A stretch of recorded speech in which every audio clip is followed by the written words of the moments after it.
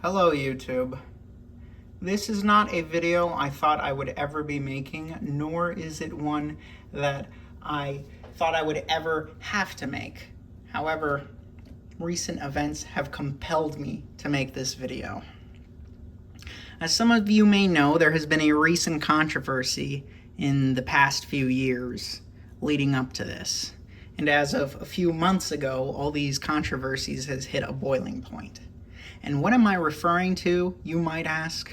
Well, quite simply, the only thing I possibly could be referring to, Lego One Piece. That's right.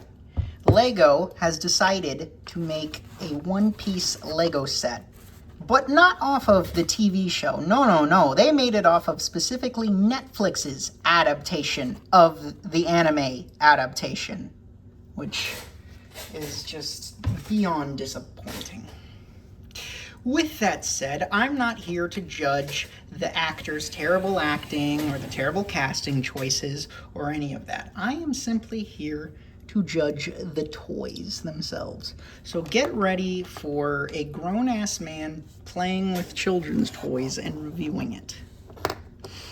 As we see here, we have a lovely cast of minifigures. We have Luffy, we have Nami, Usopp, Chu, and we have Arlong.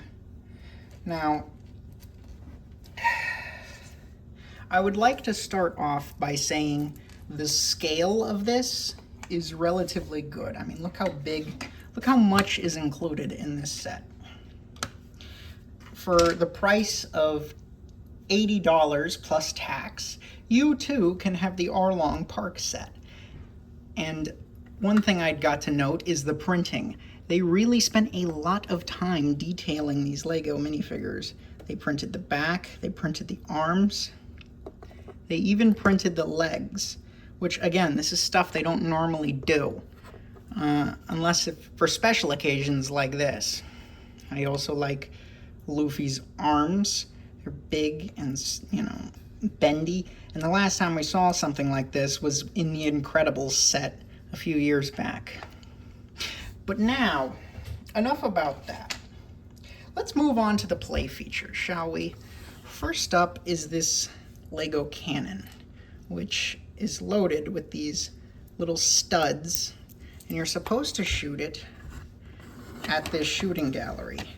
I don't particularly like this because if you've ever played with Legos for any extended period of time, you know that the smaller the pieces, the easier it is to lose. That one just bounced off about like 10 feet that way, so it's probably gone forever now.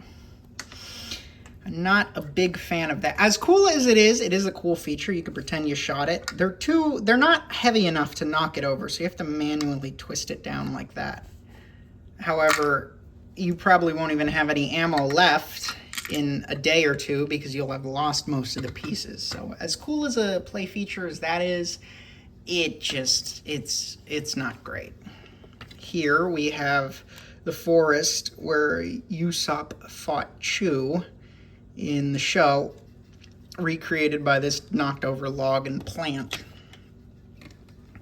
Over here we have Arlong's throne, so that's kind of cool.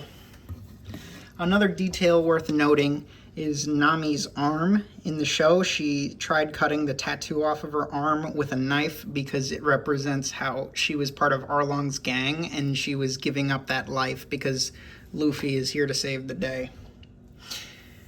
Another thing I'd like to note, they made a special piece for this set. It's this little Lego snail, which is how they use cell phones in the show, just by calling them a snail. So that is a special piece. And the last and final play feature of this set is, if you've actually watched the show, you know that Luffy destroys this big tower. This is the inside. There's lots of little details of maps and stuff. Very detailed. I like that. Now, if you look carefully here, here's the play feature. You're supposed to flip this flag down, and then you press Luffy on it, and I'm gonna, like that. And it completely destroys it, or it's supposed to. One small thing I'd like to note though, is that sometimes pieces will just come flying right off and break off when you use the set as the way it's intended. So again, like I said, lots of small pieces can easily be lost.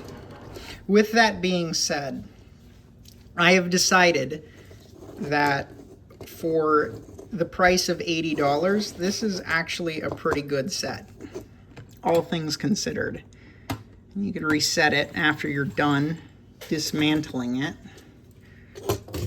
And sometimes other pieces will come flying off that aren't supposed to, and they'll be a bit more complicated than the flag to put back together. But other than that, it's really not that hard to piece it back together again, which is why I like this set so much. It's interesting.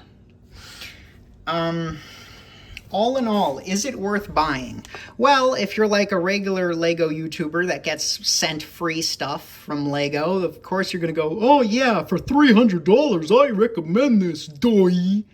But no, I am not fortunate enough to get free stuff sent from Lego. So instead, I'm gonna give you an honest answer. Yeah, considering it's the year 2026, $80 to $85 is pretty generous given how much stuff there is in this set. And yeah, that concludes part 1 of this video.